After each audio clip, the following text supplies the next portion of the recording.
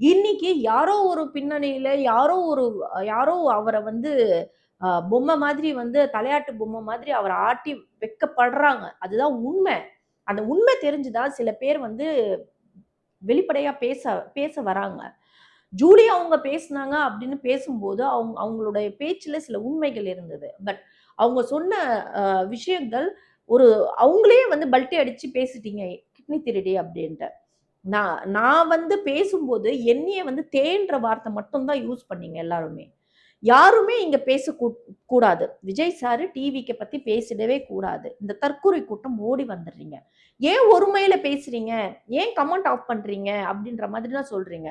பின்ன எங்கள மட்டும் இழுக்கிறது இல்லாம நம்ம குழந்தைங்க, வம்சங்க, அப்பாங்க, பாட்டங்க, தாத்தா எல்லாரையும் வந்து வச்சு பேசுனாங்கன்னா, ஏங்க நம்ம வந்து சினிஃபீல்ட்ல இருக்கிறோம். மீடியால இருக்கிற ஒரே காரணத்துக்காக, நீங்க அள்ளி போடுற எல்லா யூரினும், மோஷனும் வந்து தொடச்சுட்டு போணும்னு அவசியம் கிடையாது இல்லங்க. நீங்க போற போக்குல மூத்திரம் அடிச்சுட்டு போயிட்டே இருப்பீங்க கமெண்ட்ல. அதெல்லாம் தேங்கி போய் யாருக்கு நாறிக்கிட்டு இருக்கும்? எந்த ஐடி நாறிக்கிட்டு இருக்கும்? என் ஐடி தானே நாறிக்கிட்டு இருக்கும். ஸோ தேவையில்லாம சோசியல் மீடியால தான் என்னைய வந்து கரிச்சு கொட்டுறீங்கன்னா, என் ஐடியில வந்து கூட கரிச்சு கொட்டிட்டு இருக்கீங்க. நான் மட்டும் கிடையாது. இங்க யாரெல்லாம் டிவிகேக்கு எதிரா பேசப்படுறாங்களோ, அத்தனை பேருக்கும் இங்க வந்து அசிங்கமா தான் பேசுறீங்க. ஒரு வார்த்தை சொல்லுங்க. விஜய் சார் ஒரு வார்த்தை, ஒரு கோரிக்கை விடலாமே. இங்க யாருமே சோசியல் மீடியால போயிட்டு யாருமே எந்த பெண்களையும் தப்பா பேசக்கூடாது, தப்பா நடந்துக்க கூடாது.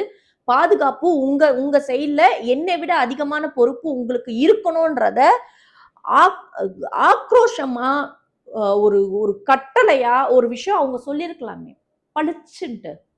ரெண்டு ரெண்டு கன்னத்துல போட்ட மாதிரி அவர் பேசியிருக்கலாமே. கையெடுத்து இப்படி இப்படி வந்து ஓட்டு போடுங்க, எங்க இருந்தாலும் வந்து ஓட்டு போடுங்க, ஓட்டு போடுங்க, ஓட்டு போடுங்க அப்படின்னு கண்ணு மூடி பேசுறாருல. ஏன் அந்த கண்ணு மூடி யாரு எந்த பொம்பளையும் நீங்க எடுத்து இந்த மாதிரி வார்த்தைகள் விடக்கூடாது, தேன்ற வார்த்தை நீங்க யூஸ் பண்ணக்கூடாது, பாதுகாப்பு பொண்ணுங்களுக்கு கொடுக்கணும்னு சொல்லிட்டு ஏங்க அந்த எமோஷனல்ல பேசல? ஓட்டு போட்டா அவர் சீட்ல உட்கார்ந்துதான் அவர் வந்து நல்லது பண்ணுமா? அப்படிலாம் கிடையாது. ஒரு தனி நபர் சம்பாதிச்ச பணத்தை பொது மக்களுக்கு வந்து செலவு பண்ணக்கூடாதுன்னு எந்த சட்டங்க சொல்லியிருக்கு? எந்த சட்டமும் அது சொன்னது இல்லல்ல.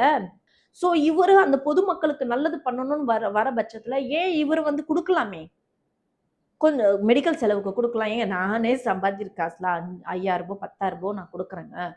நானே சில 1000 சம்பாதிக்கிறேன். எனக்கே அந்த நினைப்பு இருக்கும்போது, ஏன் இவரு வந்து அந்த சீட்ல தான் உட்கார்ந்து நான் அந்த மக்களுக்கு நான் நன்மை செய்வேன் அப்படின்ற மாதிரி எதுங்க பிடிவாதமா இருக்காரு?